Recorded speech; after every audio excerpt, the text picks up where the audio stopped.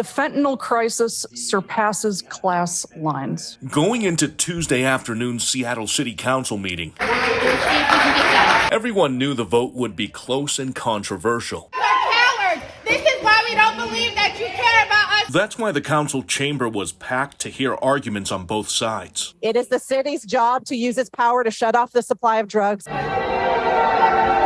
But the people in the room and online, this is the typical loud and wrong activist community that comes out, were overwhelmingly against a new drug bill giving City Attorney Ann Davison the power to prosecute addicts for possession and illegal drug use on public streets. This bill is squarely aimed at people experiencing homelessness. Some critics of the ordinance going so far as to say it would create a new war on drugs. It is time to leave the 80s behind. Disproportionately impacting certain minorities. Black and brown people will experience harm when Seattle police officers feel empowered by the new law. The far left, socialist, progressive wing of the council all voted in line with expectations. We are voting no against this legislation. And I will be voting no. I will be voting no on the failed war on drugs today. We've heard a lot of people's personal stories. There is broad community support for this legislation. Council member Sarah Nelson and Alex Peterson sponsored the bill and convinced Deborah Juarez and Dan Strauss to join their side. I came out here on the dais today fully prepared to vote for this measure. But in a major surprise, with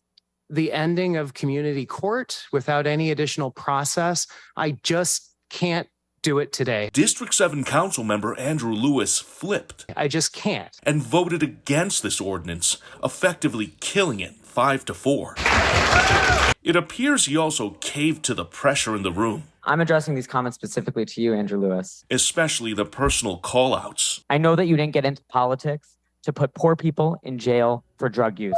And the intimidating presence of far-left activists like Ty Reed. I need to know that we're not going to leave this chamber. Reed disrupted speakers all afternoon if they disagreed with her opinions. When people come to do public comment, just let them talk. And even threatened to mobilize if the council did not vote according to her wishes. I'm asking you, what are you going to do when these people make the wrong decision because they've done it every fucking year they've been in office? That's what I want to know.